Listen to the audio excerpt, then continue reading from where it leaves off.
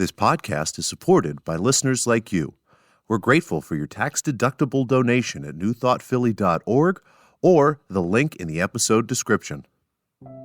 A practical prayer is a prayer that works. These discussions between Reverend Bill Marcioni and Carol Lawrence dive into the details of how it works and how to work it. Reverend Bill is a New Thought minister and the author of Practical Prayer for Real Results. Your new life begins with a new thought.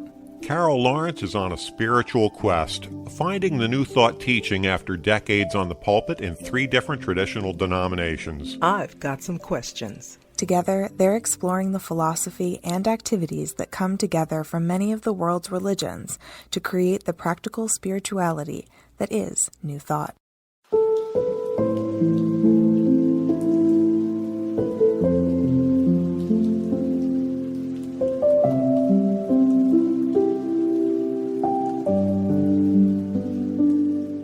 Welcome to the Practical Prayer Podcast. I'm Carol Lawrence here with Reverend Dr. Bill Marcioni. And we are looking forward to a conversation today about, as David Bowie said, change.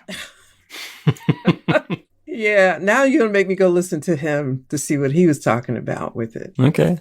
Right. You wanted to talk about change, and there I am going and undermining you even before we get started in the conversation. That's cool because I can take the ride wherever we want to go. See what happens, because all I have to do is be quiet and just let you figure it out. Let you explain it. There is one thing that we know about this podcast. What's that? In about a half an hour, it will be over. I know, but I don't look forward to that. And then next week, we get to do it again. Okay. So say more about that. Say more about change and why that's coming up today.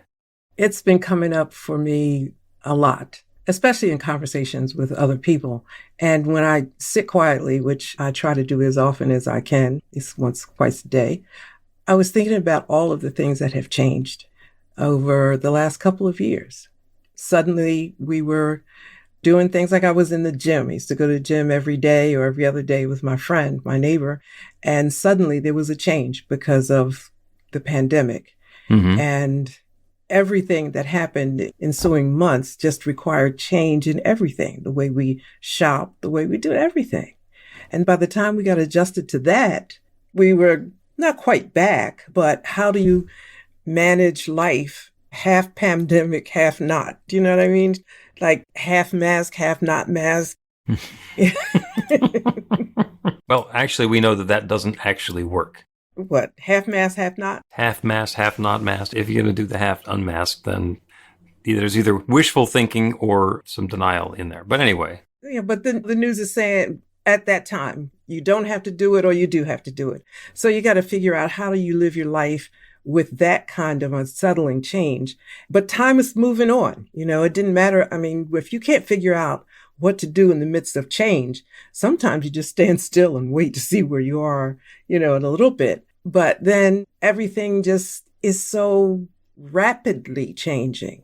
We're coming up on another election, which, I don't want to talk about that, and neither do you. Or certainly nobody wants to hear it. No, but we do know there's change in that. Here comes Christmas, and it's a different, as you mentioned, backstage, it's a different Christmas because, it's not the same Christmas as last year. How's this going to be? And we're in the midst of that time where people have lost their loved ones. First Christmas without them. I know people. I'm one of them. I know you're one of them, people that way. So it's going to be different. And also, people don't like change. So I don't know if we're going to get to all this stuff, but people don't like change, but it's going to happen whether you like it or not.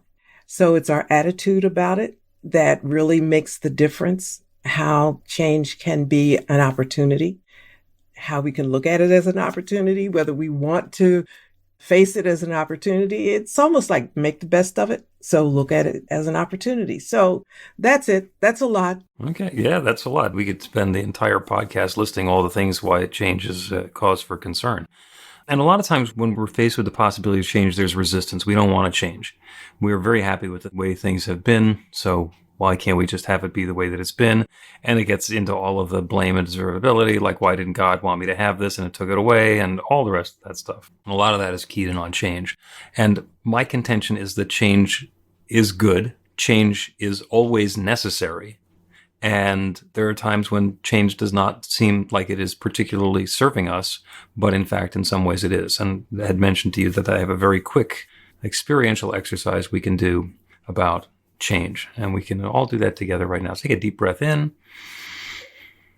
Let it go. Take another deep breath in and hold it. You've done enough breathing. Nothing further is required. There's no change.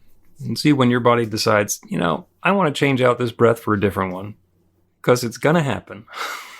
And as good as that breath was, please, everybody, continue breathing at whatever pace is comfortable for you. I don't want to be the guy who's making people pass out. This is not the Pass Out podcast. As good as everything is that's been going, it's always a cycle of change. We breathe in, we breathe out. It seems like this breath is the same as the last breath, and the next breath is going to be the same as this one. But each one is a separate moment. Each one is serving its own purpose. We don't have any idea of exactly what our body's nourishment needs are, but we're going to breathe in enough that we're going to get the air that we need. That's why when we're exercising or exerting ourselves or panicky, we breathe more than when we're sleeping or meditating or peaceful. And our body just knows. And if we were to try to force our body, I'm so relaxed and comfortable when I'm meditating, I would like to continue breathing that same way while I'm running a marathon. It's like, that's probably not the best way to run a marathon. So just in that sense, change is valuable. And even the things that we look at were Christmas time. Christmas when I was a kid, and Christmas when I was a young adult, and Christmas when I was first hosting my family together, and Christmas with the pandemic and the things that we can do and the things that we can't do. It's really easy to get focused on what we can't do that we did last time and say that we don't like the change. And there's something different that's unfolding. And when we let go of our attachment to having things be the way that we think they ought to be, then we can be much more peaceful with the change, and the change can be much more uplifting for us. The letting go part, that was kind of a lot, but I don't want to go back too far because the last thing you said was really so strong. When you talked about letting go so that you can experience the change and all that.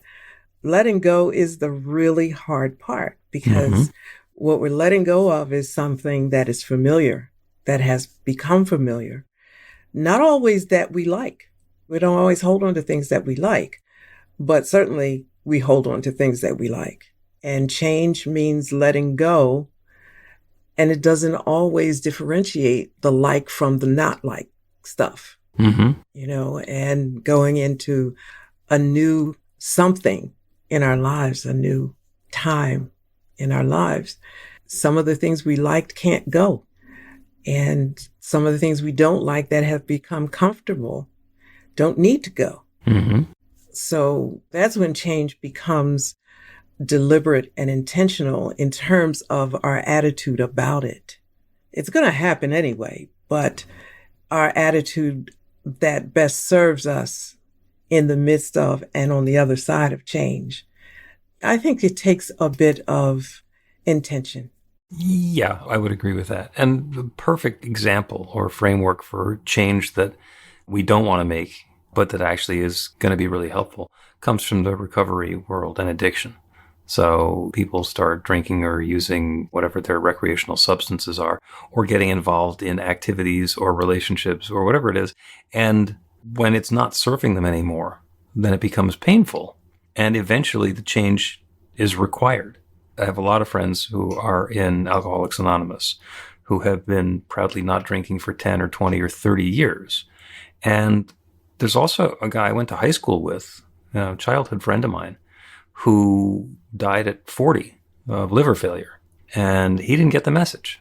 So he didn't make that change. So there was another change that was forced upon him. So the change is going to happen.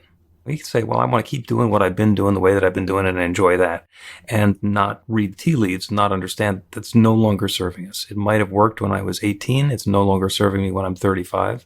And we get to engage in the world differently in each of those moments because things are going to change. In a lot of cases, they already have. We just get to acknowledge them. Yeah. And knowing, I think, on this side of the change, or recognizing that change is happening and how am I going to flow with this? And what would I like to see happen? If I could make happen what I want to make happen in the midst of this change or at the end of it, can I give some attention to that? And when I said intentional, it's got to be a want, a desire, because change can either slap you down or help you to go to the next level. Slap you down seems kind of harsh, doesn't it? But that's what happens if you, the person that you knew at 40. So it's a bit of I think, a dance that we're in with time and reality. What is my part in this? Rather than to just go with the flow, which is cool too sometimes. Yeah, and going with the flow, that can either be non-attachment or grace, or being graceful. Because if change is going to happen and I'm sitting here with white knuckles fighting it tooth and nail, then it's going to be unpleasant for me and everybody else. And if I can not like the change, but be comfortable with it somehow so that I can be graceful about going through the process and then be ready to come looking at that in the rearview mirror and say, well, what was good about this? I get to let go of the white knuckle part of it and maybe make it a little less traumatic for myself and everyone around me. And dare I say, even possibly peaceful. Mm-hmm. I have little trigger words for me. What are they? Well, it's exactly what's going on here. And that forces me to think, because for me, if you have a question, every question demands an answer of some kind. Even if you don't answer it, that's an answer. So I really do have a thing about my self-talk so that it's beneficial to me. And when I see something going kaflooey, I don't understand it. Since I gave up my control freak card, at least put it in the drawer, in the back of the drawer, I can't know what's going to happen. So I'll ask myself, now what exactly is going on here? As much as you can know what's going on. And just that moment, sometimes it's quick, but it gives me an opportunity to think. And you'd be surprised what you can think about it in just a few moments. Oh, yeah. That's the fifth of our 4 Ps is the pivot. When something happens and we know that we don't particularly like it and it's not the way that we wanted it to go, not the way we expected it to go, we think, okay, what else could this be other than just me not getting my way or having a problem? So we get to pivot. If I'm looking into the darkness, then I know somehow the light is over my shoulder. Get to see beyond the blockage. Let's take a break and talk some more about change.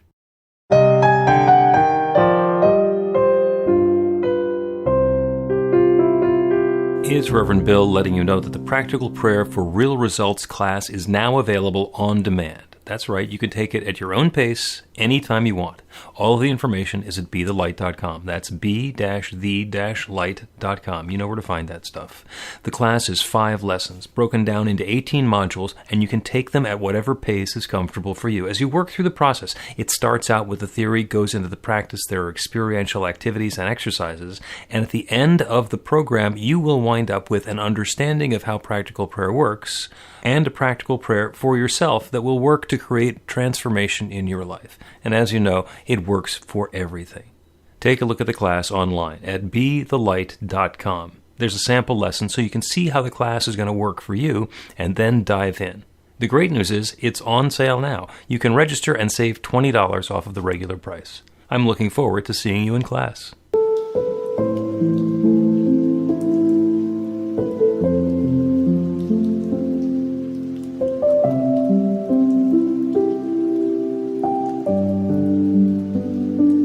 Before we jump back into the podcast, I just want to say that the procrastination continues because I mentioned in there Cyber Monday, and the Cyber Monday discount is still available on the website at BeTheLight.com. That's great. It's not going away soon.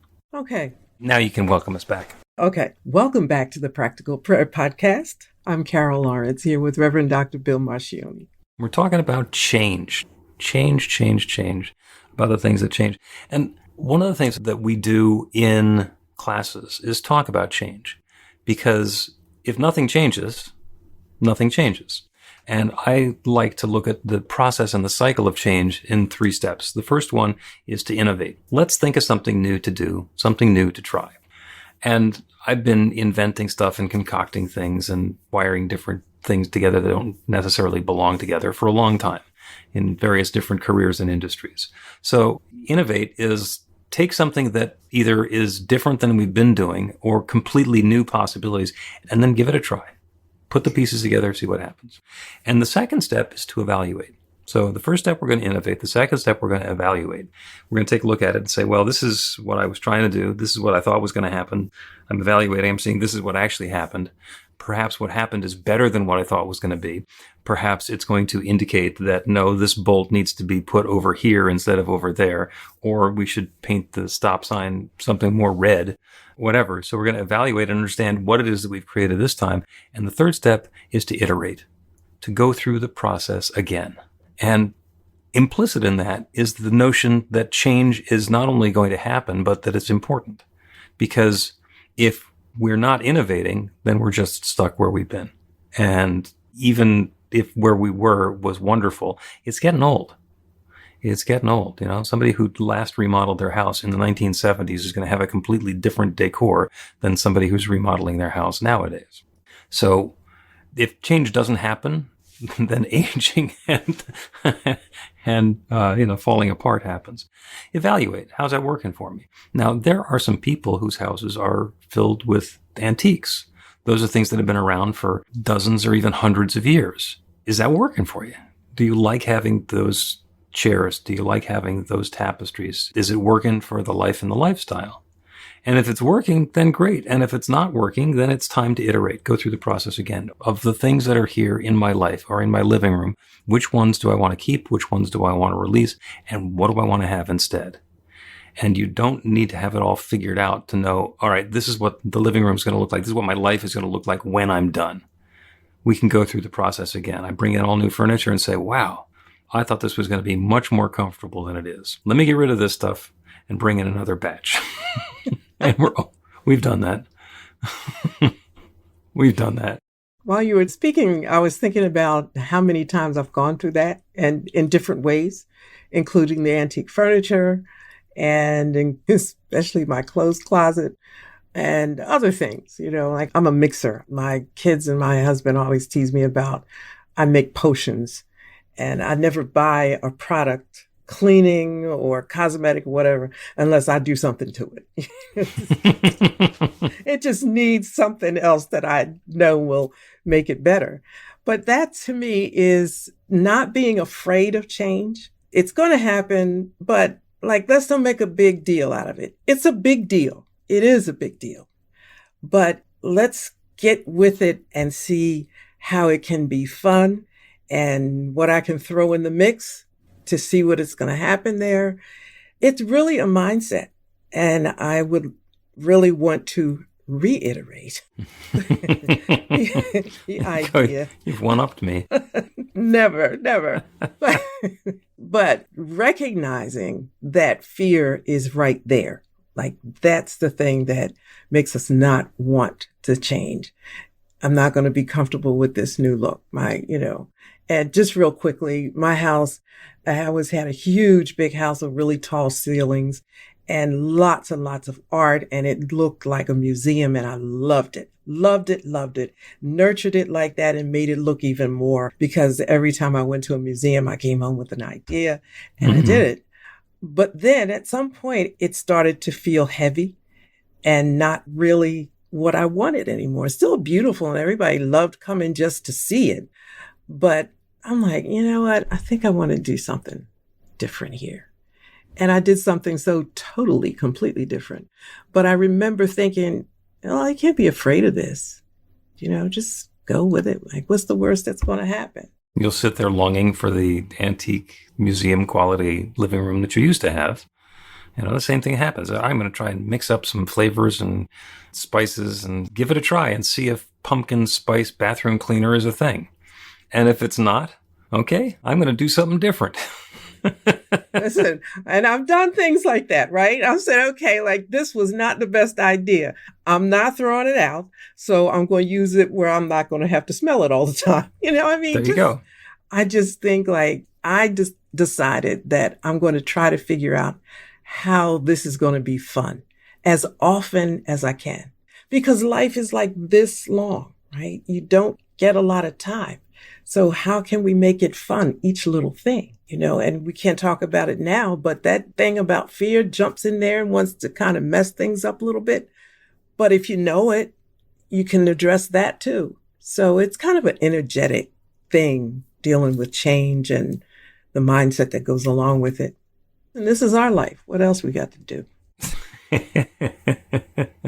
I'm going to suggest adjectives because when we're looking at change, there's the possibility that we don't like it, that there's something to push against.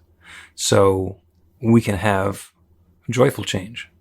And it's the same change, but now we're keyed in on the kind of change it's going to be. And I usually don't like surprises. So when I'm anticipating a surprise, I'm going to talk about a delightful surprise. And we live in a world of good news, bad news. So much of what we're experiencing, we put a label on. You know, something happens. Oh, they canceled my favorite television show. Well, that's horrible. But it might turn out that the actors and the writers who were working on that television show had run out of ideas, and now they're free to go make another television show that's even better. And I'm going to like that even more than I liked the original one. But I can't see it from my local perspective. So I want to have a happy change, a delightful surprise, if possible. Yeah, I think that's something that you have to decide is going to be a part of your thought process, because it certainly isn't the norm. I think it's probably pretty new. That's why change is so upsetting or unsettling. But if you just kind of think about, and maybe even think about it before change happens, you know, in the midst of things happening, it's a little bit difficult to try to adjust your mindset. You can, but it's not as easy. You know, you were talking about the television things, like I have season things that I would watch on prime time, you know, and I get those BBCs. I love those, man, but they run out. Mm-hmm. Run out. And I'm like hung up on the characters. They're just comfortable. And it takes me a minute to say, wait, they're not coming on anymore. I have to do something different. There's another change in the air. Yes. I even tried to find one like the last one, and I wasn't able to do it in the time that made me feel comfortable. But, you know, that's just, it happens. And it's almost like, you know, we get comfortable in the now, but be comfortable in the now and know that the now doesn't stay the way it is. Yeah. And looking back on the TV series that you were enjoying as much as you did, if you were thinking this is not going to last that long, would it have given you the opportunity to be more appreciative and joyous and grateful while you were going through it instead of just binge watching? I probably wouldn't liked it as much because I wouldn't have been with it, you know, as present. If you know it's going to end. Okay. Right. I mean, I knew it was going to end, but I'd never thought about it as ending. Right. You just get in the middle of it and go, oh, this is cool. Just go, you know, I even anticipate the characters are so real, right? I'm anticipating what they're going to do. They're not going to do anything except what the writer said. Yeah, we're not going to talk about fan fiction, but we will talk about creating our own life. Let's take a break. And when we return, we will do a prayer. And the prayer will be on joyous change and delightful surprises. Get inspiration in an instant. God calls are the gentle and uplifting moment of truth to help you remember that the bright light of God's love is shining right now as you. It's your God Call with Reverend Bill. Start your 2-week free trial today, and you'll get a phone call 4 times a week from Reverend Bill with an uplifting half-minute message filled with insight, wisdom, story, and fun. Let your light shine. You can answer the call to listen to it live or let it go to voicemail so you can hear it later. After the free trial, your subscription is just $5.95 a month. The details are at godcall.org. God calls are disruptive, intentionally. Whenever you write something, put on a gold star. They take you away from your routine to remind you about the truth of who you really are. They come at random times between 8:15 a.m. and 6 p.m., so you won't be expecting them. And somehow, the message is exactly what you need to hear at the time. Magic is loose in the world. It's a moment of motivation in the middle of your day. Find out more and start your 2-week free trial now.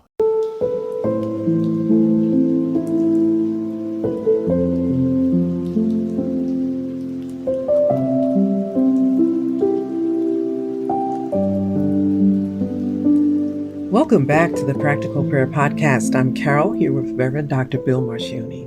We're talking today about change and the tendency that we have when change is either happening or imminent. We say, I don't want to change. And that infinite creative intelligence that creates everything says, it's not your call. Things are going to change, and it is our ability to find a way to change with them or adapt to the change or be in the flow that keeps us from putting all of our energy and resource into fighting something that's happening anyway. I think that part is happening anyway. It's happening anyway. It's going to happen. So it's not like we're going to be able to resist change forever. So the prayer today is about the changes that are already happening in our lives to be joyous changes, for the surprises that are coming our way to be delightful surprises, because it's possible. It's possible. It is not necessary that everything that changes is a loss. It's not necessary that everything that surprises us is a tragedy or a catastrophe or something horrible that's going to be on tabloid news headlines. It is possible that the changes that are happening are bringing more of that richness and sweetness into our lives. It is possible that the surprises are things that make us happy and joyous. When somebody has a surprise party, they're not looking to shock and frighten the person who they're surprising. The intention there is to bring some joy and happiness and fun because it's a surprise party. So let's make this be a party. As it's comfortable, I invite you to close your eyes. Not that closing our eyes is necessarily important, but because it lets us turn away from the details and the specifics in the world around us, because there's so much more going on. There is one infinite creative power that shares itself as and through and in all of its creation. Everything that exists everywhere is that one taking its own particular form. Everything, everywhere, everyone. And that includes me and each person who's listening to this prayer. We are each expressions of that infinite presence, that divine intelligence, that limitless love, shared in a way that is uniquely us. So as the experiences unfold for us in ways that we have predicted, or sometimes ways that we have not predicted, in ways that are different going forward than they have been going towards the past, we are engaging with that in a new and wonderful and joyous and harmonious way, inviting that change to be a joyous experience, not controlling the change itself, but being in the flow and able to see and appreciate and live the joy that's available. When the surprises come along, they're delightful surprises, something that we weren't expecting that somehow is now making our lives even better than it had been, and perhaps better than we could have thought possible, better than we expected. Because the truth of the matter is that infinite creative power that creates everything is creating this next experience now. And good and more good is available to us. So each of us individually and all of us collectively are opening up to allow an even broader channel for that good to flow into life. And the love is unfolding, and the good is happening, and the prosperity is at hand, and the well-being and life vitality is revealed, and the creative experiences are unfolding, and it's good and more good. And I'm so grateful for it. I'm grateful for the stories we get to tell. I'm grateful for the new experiences. I'm grateful for the delightful surprises and the joyous changes that are happening even now. And so, with gratitude for this good, I speak this word and I release it into that creative law that always says yes. And I know without any question, hesitation, or doubt that it is once again saying yes. And so I let it be. And so it is.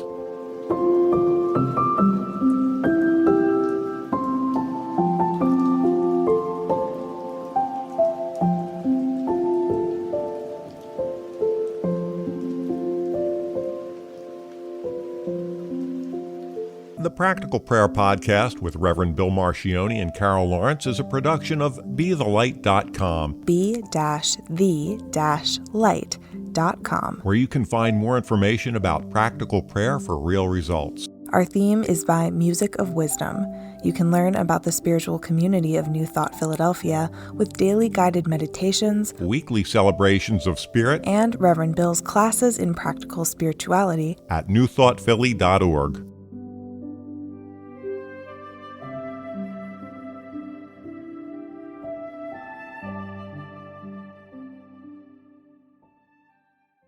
This podcast is supported by listeners like you.